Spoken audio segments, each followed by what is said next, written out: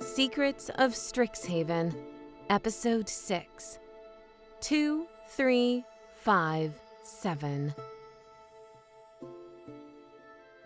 Fighting brought him no joy. A fireball soared at him. It was all he could do to raise the flat of his axe in time. Old muscles strained. He roared with effort. With all of himself working in cohesion, he managed to bat away the incoming fire. A pivot and swing of his hips, always follow-through, saw the ball crash against the bone walls of their chamber. In the hazy wake of the fire, he looked at Chandra. She could have sent another fireball at him while he was still preoccupied with the first. It would have been easy for her to do. Overwhelming the enemy was one of the simplest tactics you could deploy, and she was more than strong enough to do it. But she didn't. "Why won't you give up on this?" she shouted at him. "Why can't you see?" "I could ask you the same," he answered. He closed the distance between them with a pouncing leap. Chandra summoned a curtain of flame to keep him from connecting. His claws dug into the ancient earth below. "Aren't you tired of this?" She looked up at him with bared teeth. "Tired of explaining myself to you? Yeah, you could say that." A flaming hook from the pyromancer. Ajani couldn't help but notice how much her form had improved over the years. Though this had all the wild fire of her earlier fights, her fist was straight now, the knuckles lined up just so. This was no uncoordinated flail. It was a concentrated delivery of force. He noticed all of this in the instant before the punch connected. Flame singed his fur. The skin beneath screamed in pain. He sucked in what breath he could. The scent made his stomach churn. Not good. Nausea was a killer on the battlefield, and Chandra knew that now, with what she'd said about her head. "All I want is to put a stop to this plan before anyone else gets hurt. And here you are!" The rest of the sentence was lost, drowned out in another of Ajani's roars. Healing himself in the middle of a battlefield wasn't new to him, but it did take up some of his precious attention. He dodged out of the way of wild swings as his magic soothed his wounds. At the end of Chandra's flurry of blows, he caught her fist in his open hand. "Here I am," he said, his forehead nearly touching hers, "keeping you from doing something you're going to regret."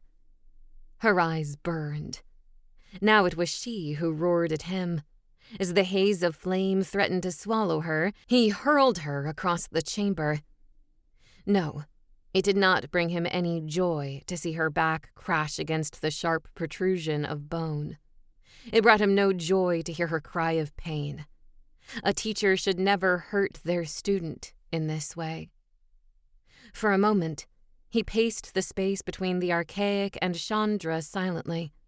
He could not bring himself to speak. He hated this. But when he saw Chandra stand up, dazed as she was, with determination writ on every inch of her, even considering the circumstances, he was proud. "I think we take a left here. The air's starting to taste like the moss that grows on yew trees, so we've got to be close by." The group ran through the winding caverns beneath Titan's grave as hard as they could. Even Professor fell. Tam hadn't been certain he'd have it in him. To be honest, she wished he wasn't here, but she wasn't about to tell any of the others that. "Are you sure?" she called out. "The architecture of these tunnels doesn't follow the standard rules you might find elsewhere. Everything's operating on fractals, like the marks left behind when lightning strikes a tree. I think the next branch should be to the right." Luen looked over his shoulder at her. She could feel his confusion. When had she ever bothered to give directions before? Never. What did he see when he looked back at her? Before Luen could respond, Sonar took a big, sniffling breath. "Does anyone else smell burning?" A grunt from Suki next to him. "Shatter Prime's in trouble." It was all the warning they got before Suki went bounding off down the right-hand path. Tam followed. head spinning, stomach threatening to empty with every step. How was she still standing? Easy. She had to be. Chandra Nalar, hero of the multiverse, had to stand up for people who couldn't stand for themselves. There was no time for self-pity. Could be no time for it. Every second that passed was a second more of the universe itself unraveling around them. She held another ball of fire in her palm, a staggered step forward, then a blink. She was someplace else. No, he was. An impossible network of shapes and figures, a spiderweb of creation. Another blink. Back now. Was it what Jace was doing to her? Or the magic rippling through this cave? She wasn't sure. The archaic, howling in pain, was flinging spells left and right. And then there was the swirling nexus of magic. Whatever it was, reality was going unsteady around it. She sucked in a breath, trying to keep steady. Everything was topsy-turvy. The injury, probably. "I'm never going to regret keeping people safe," she said. The words came out slurred, and she hated that they did, hated that she couldn't be as strong as she needed to be. Chandra hurled the fireball at Ajani. In its wake, she scrambled as fast as she could in the opposite direction. She needed to get a good angle on the archaic.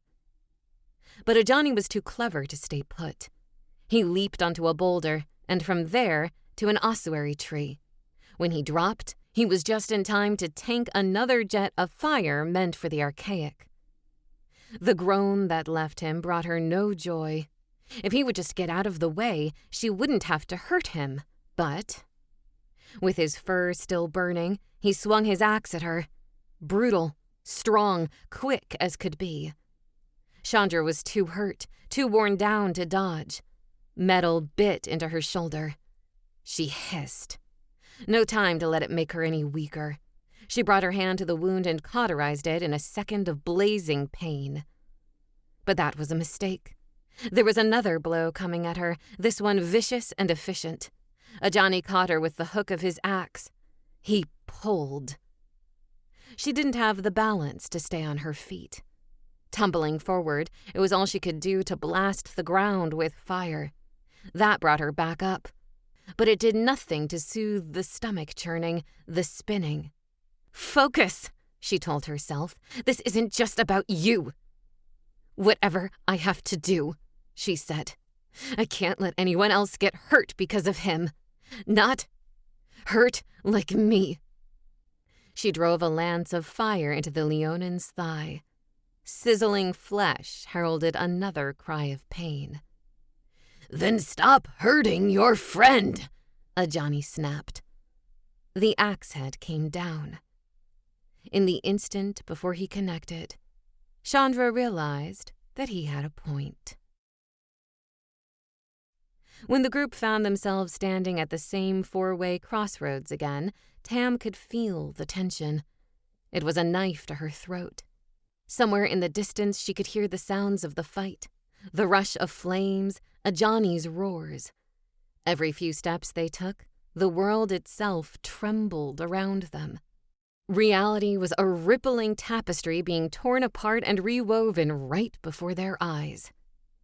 "I told you we should have gone left," shouted Luen. This time he did not wait to entertain any arguments.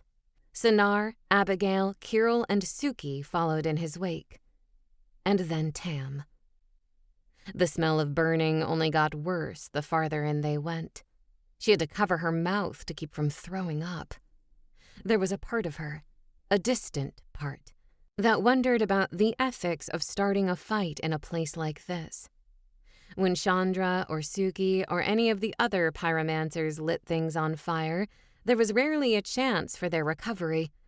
How many species, unknown to those who stood on 2 feet, were being burned away right now?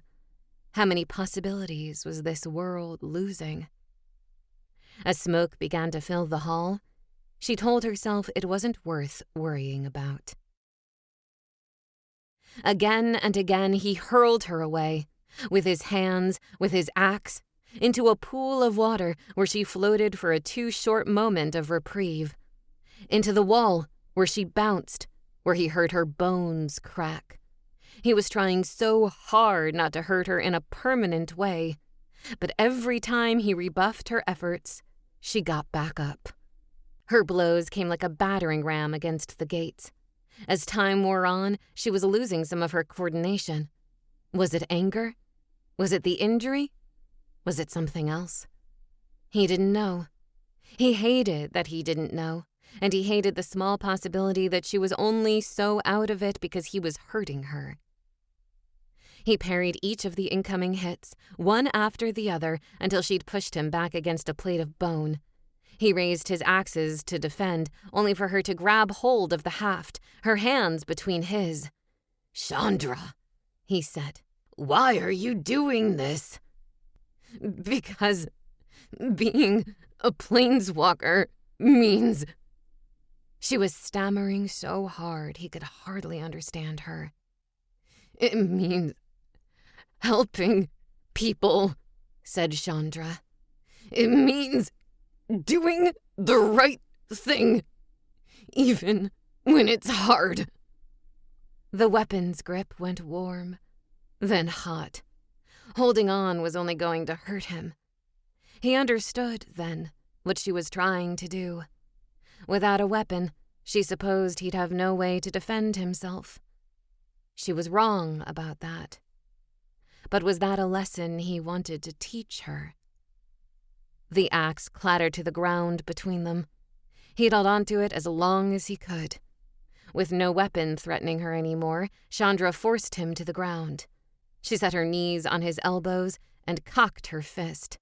She was exhausted. Anyone could tell. Her chest was heaving with every breath. She could hardly hold her fist straight anymore.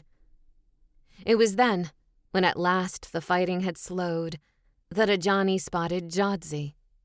The whole while she had been on the archaic shoulder, tending to their wounds, whispering, helping, no matter the danger.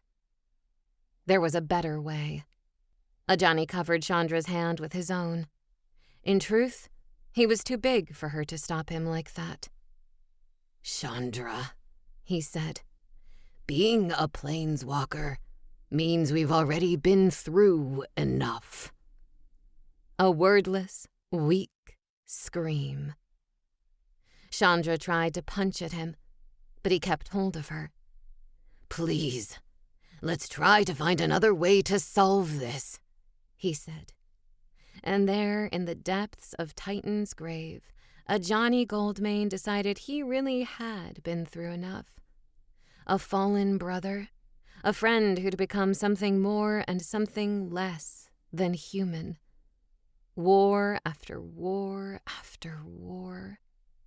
After all that, what was he proudest of? What did he have to show for any of it? This. We've been through enough.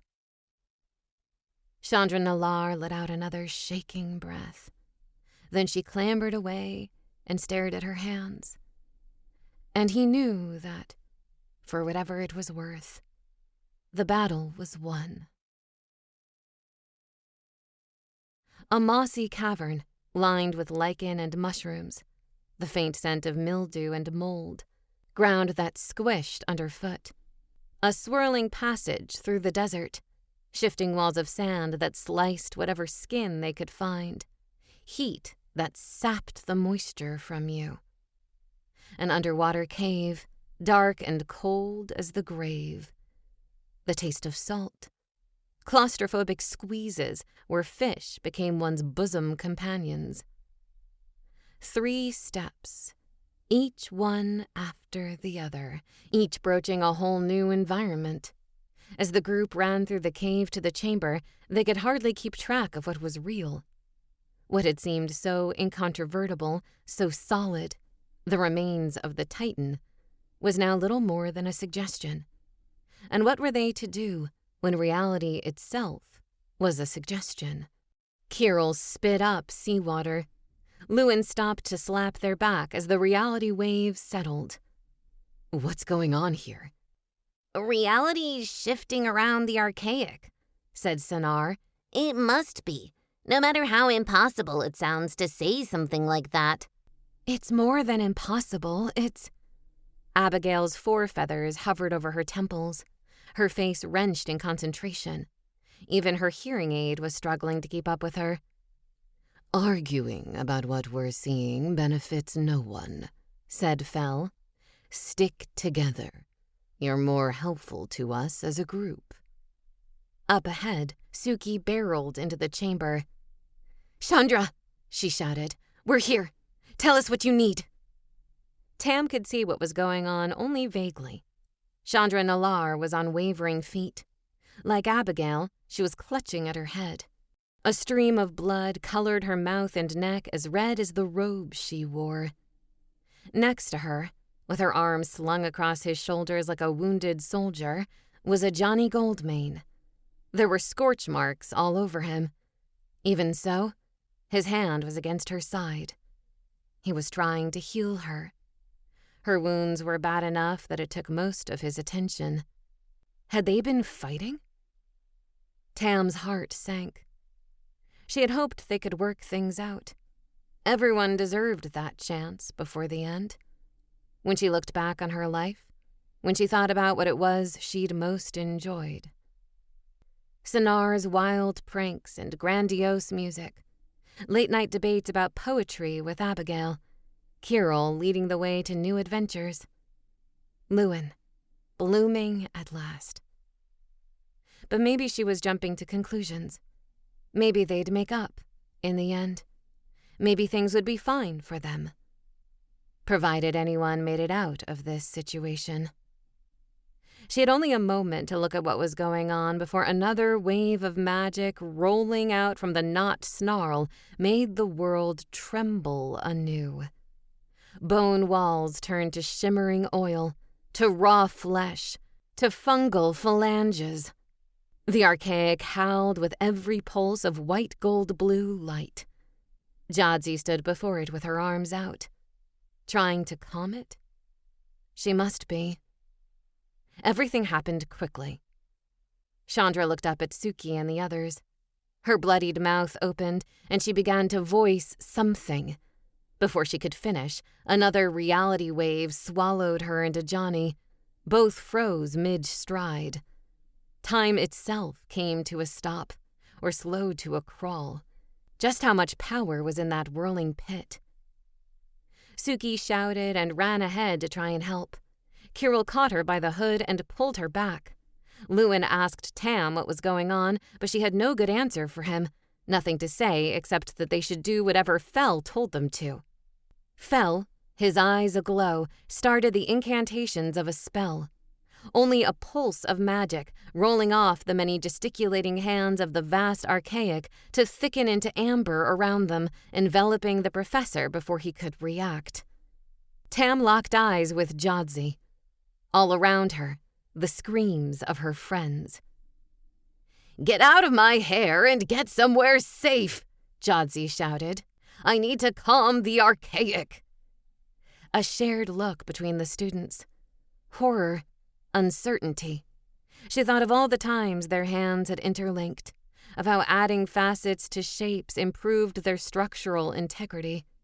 Together, they were so strong. Kirill into the pulsing breach of light, Luen on their heels, Sonar and Abigail tending to Fel and the other planeswalkers, Jadzi walking to the edge of the knot snarl, tendrils of magic swirling around her. Everyone knew where they needed to be. So did Tam.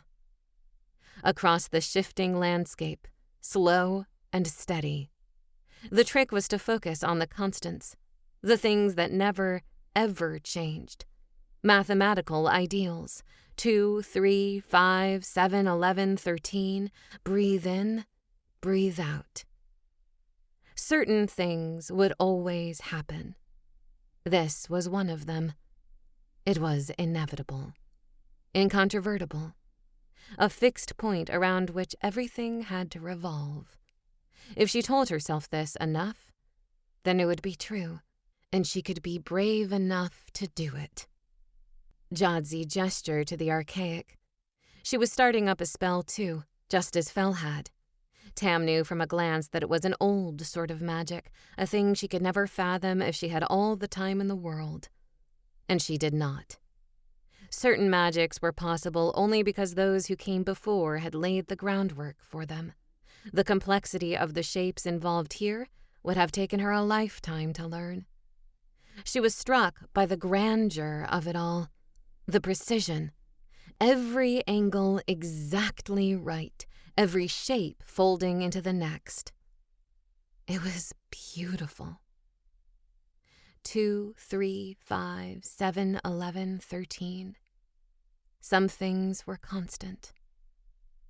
Standing behind Jadzi, Tam could see straight into the swirl of magic before the two of them. If she tried, she could see flashes of other worlds in the bright lights. 2 lives. 3 jokes Sinar had told her. 5 times Kirill had encouraged her when no one else would. 11 poems she'd learned from Abigail. And 13 nights exploring Titan's grave with Luen. Tam sucked in a breath. Her friends scrambled to try and free the planeswalkers. And she did what had to be done. She pushed Jadzi into the churning pit of magic. It was so easy. She'd thought it would be harder, wished that it had been harder. Something this painful should be more difficult. Shouldn't it be hard to attack an oracle like this? Shouldn't it be a struggle? But there was no struggle. Jadzi, so focused as she was on the spell she was weaving, had never suspected Tam. In the moment when she tumbled into the pit, there was a cry, and that was all. The rest was swallowed by the next pulsing wave. All eyes on her. She felt them before she saw them, heard the dead quiet that rolled over the chamber. "Tam?" said Kirill, pure disbelief in their voice. "What did you just do? She was trying to help us," Luen shouted. Oh, it hurt. How it hurt to stand there. She wanted nothing more than to fade into the dark. And she would. Yes, she would. But she owed them this. Tam bit her lip. She tried to meet their eyes, but found that she could not. "I was made to do this." Sinar's breath rose and fell. Hyperventilating, his hands trembled. Abigail's talons could form no further signs. Even brave Kirill was stuck to the spot. Dragging this out would only hurt them more. She swallowed. "I want you all to know that you made me happy." One step toward the pit of magic. "The days we spent together were the happiest of my life." 2, 3, 5, 7, 11, 13. She was always going to jump. It was always going to end this way. Luen stared at the knot snarl as it snapped shut. If he'd been an instant faster, if he'd been able to shake off his shock, maybe he would have been able to jump in after them both. But he hadn't. A pit had opened somewhere in his stomach. Tam. Why had she done that? The more he thought about the situation, the worse things got. What should they do? What could they do? But he still had his friends, people he needed to be here for. Luen took a breath. They were dealing with a mess, but what kind? What did they have to work with? Kirill was hurling Fel's amber cage around. Tears rolled from their eyes. Every bit of their shock came through in the wordless cries of effort they let out. But no cracks appeared. Fel remained well and truly trapped, The archaic was trapped too, still in pain from the howls they were letting out. Though the knot snarl had closed, their wounds hadn't, and the situation didn't seem to be getting any better for them. Magic still surged out in waves. Luen ducked the blast of another rogue spell from the archaic. The energy crashed into a tree behind him, rendering it into a translucent mass of slime. Horror spread through him as he thought about what would have happened if that had hit him. All of his organs, all of his bones becoming a singular mass. Queen's dreams. How could they get out of this? He couldn't help Kirill. He wasn't strong enough. As more spells bounced around the ever-changing walls, the ground began to jiggle, to quake. Great seams appeared beneath every footstep. He tried to reach Sonar and Abigail, only for one of the chasms to open beneath him. Luen began to tumble. Cold fear and hot shame mingled within him. Had he gone this far, only to lose to a hole in the ground? But for the second time that day, someone picked him up by the scruff. Suki.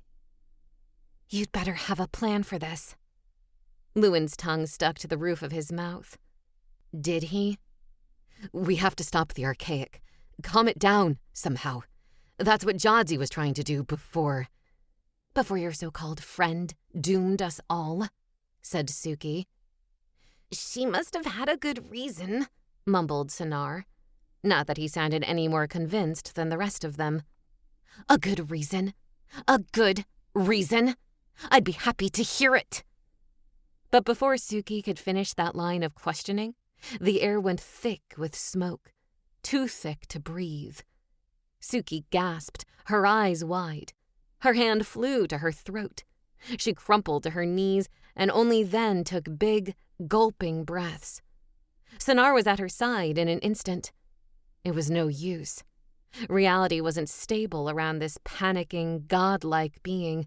They were all trapped in a horrible cocoon of uncertainty and change. Luen's eyes found Abigail's. The Owlin, usually so steady, was trembling. Luen, if the air starts to change too much. She didn't need to finish the rest of the sentence. Truth be told, Luen didn't know if he could stand to hear it. There was too much going on already. Reality itself fading like a bad dream around them, all their hopes of rescue gone. Lorwyn elves didn't live very long lives. He'd always known that he'd die before his friends, but the fear that was coming over all of them now as they had to face their deaths, it wasn't right. He should be the only one dying early. He loved the others too much to grant them anything else. There had to be some solution, if only he could think. The archaic roared. In the agonized flail of their hands, Luen saw a flash of magical light. Small, delicate chains around their gray flesh were straining to keep them back, but the network was incomplete. Jodzi's spell! The shockwave sent Luen scrambling. He used that momentum to leap across eye stones and tooth trees toward the giant archaic. Everyone, we have to finish the spell, he said. How was it that she'd been moving her hands? He'd been so intent on it. Bend the knuckle here, angle the wrist this way. Try to follow what I'm doing. We can't do that. We're not as strong, said Kirill. The pain in their voice twisted Luen's heart. Jodzi was an oracle, and we're just... Who are you, and what have you done with my best friend? Luen screamed. His throat was going hoarse, but it didn't matter. Not when they had so much on the line. Come on, just try for me, Kiki. Kirill stared back. Amber-encased fell lifted overhead. An impossible moment passed between them. Veils of sand rain and sprays of lava gold obscured a little of Kirill's expression, but could not obscure the change in their bearing. They tossed Fell away. All right, they said. Let's go! Everybody follow Luen!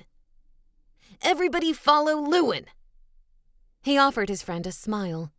If only they had time for more. He leaped up onto the archaic's arm and started running up its side, his hands moving the whole time. I know we don't know each other very well, and maybe you hate me, and maybe I'm scary, Luen said. His voice wasn't as steady as he would have liked. Still, if Jadzi had been talking to the archaic, there had to be some value in trying. But I'm trying to help you as much as I can. And, to be honest, you scare me too, so we're even. The eyeless face turned toward Luen. In the creases of its flesh, he thought he saw rivers of glowing, indescribable color. Everything in him was screwed to the spot, terrified. But he held his hands up all the same, high as he could. Whatever you're going through must be awful. I can't imagine what it's like. But we're going to try and figure it out. We'd like to, anyway. Except we can't do that if everything around us keeps shifting. We need you to help us. Could the giant archaic even hear him? Jadzi had seemed to get through to them. He couldn't worry about what would work. All he could do was try and make himself believe that this would. You've hurt people. I get what that's like. I've done it too, he continued. But we can fix it. We can make it better if we just try together. Can you do that for me? Part of him felt like an idiot. What was he even saying? He sounded like a character in one of those skits they made the students do about safety on campus. He meant all of it, but meaning it wasn't enough. They needed the spell to work. But how was it supposed to? Luen, I don't believe it's working, shouted Abigail into his mind. The ground rumbled beneath them.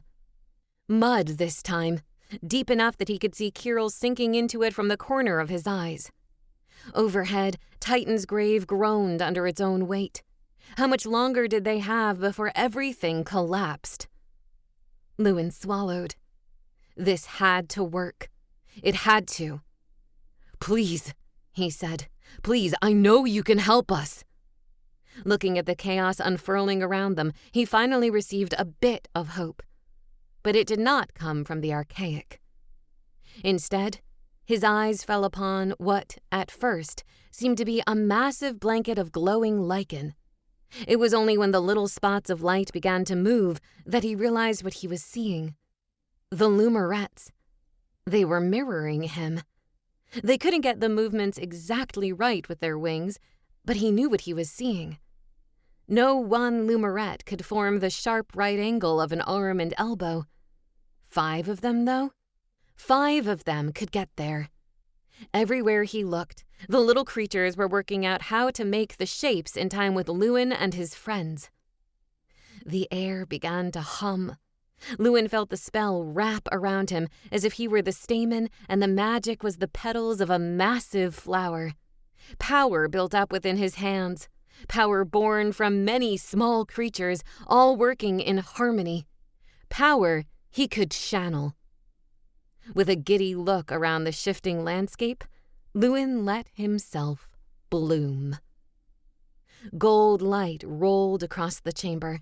Every pulse from the knot snarl threatened to disrupt it, but this wave kept right on rolling forward.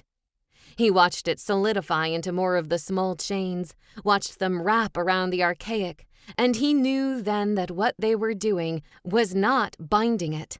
They were encasing it, enveloping it in the light of their unity for one brief, beautiful moment, uniting it with the great mass of voices and views and lives and loves of Arcavios. For a second, Luen beheld the eternity of the positive. And then, it was over. He was on his back in the archaic's palm. For the first time in the past hour, the walls stayed walls, the ceilings stayed ceilings. The great eyeless face stared down at him, and though he did not see peace there, he saw something like understanding. "Is everyone all right?" said Ajani. Luen rolled over. When he looked behind him this time, he saw Ajani and Chandra moving again. Suki had thrown her hands around her teacher. Chandra, it seemed, was all too happy to have some support. "Feel like I got hit by a keel hauler," she said. "What happened?" "Allow me to answer that." No mistaking that voice. It was Fel, covered in cracked and melting amber, clearly shaken, but still Professor Delian Fel. "The archaic sorrows complicated matters, but young Luen has found a way to soothe it." Luen's heart leaped. He looked at his friends, the remaining friends, at least, arrayed around him.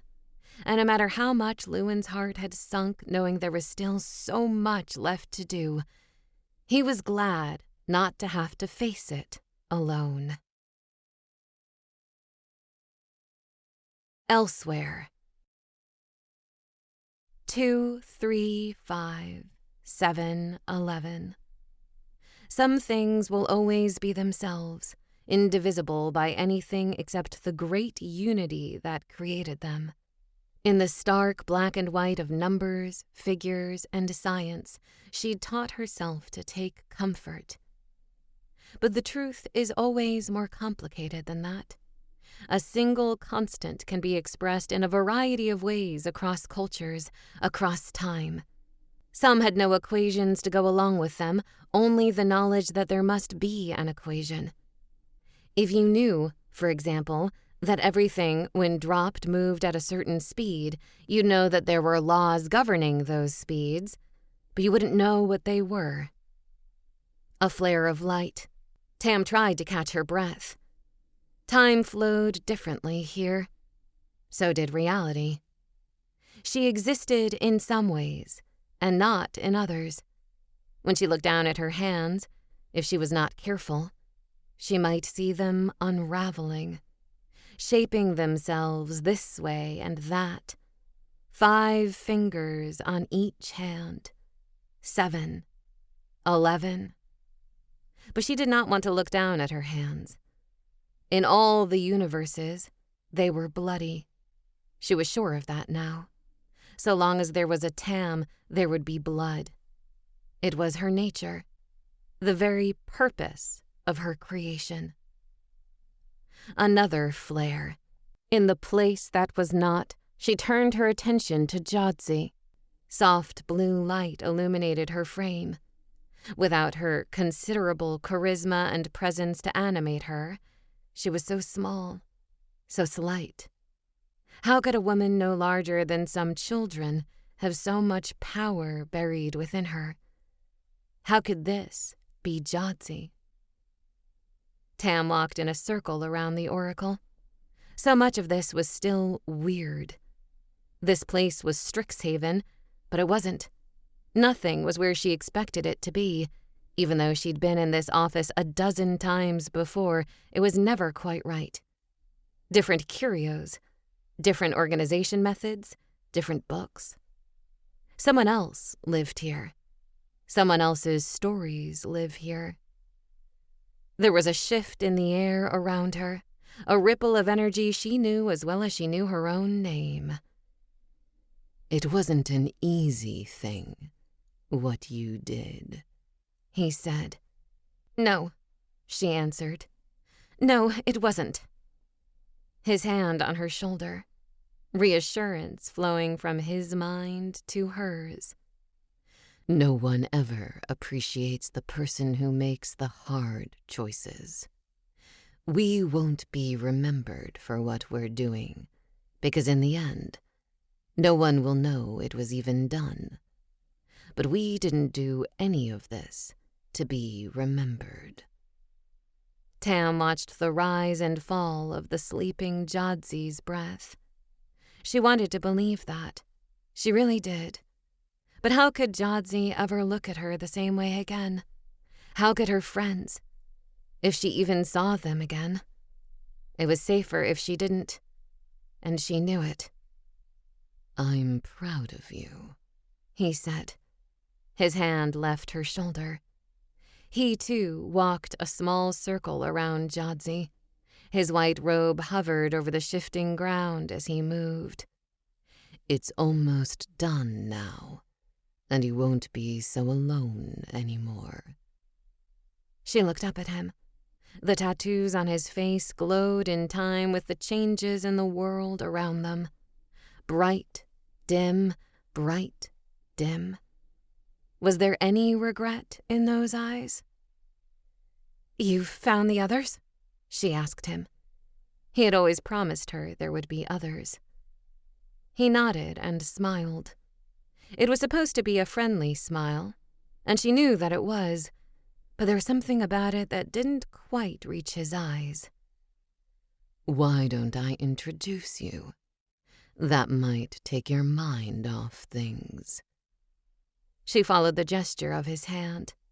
There, in the shifting light, she saw them for the first time. The others. Just their silhouettes, for now, but she was sure she'd come to know them in full soon. Would they treat her as kindly as her friends had? Would they forgive her, knowing what she had done? Were they like her, beings created to betray? She hoped, more than anything, that they would understand, that they would tell her she had done the right thing, and that she could believe them. She was so tired of bearing all this weight alone.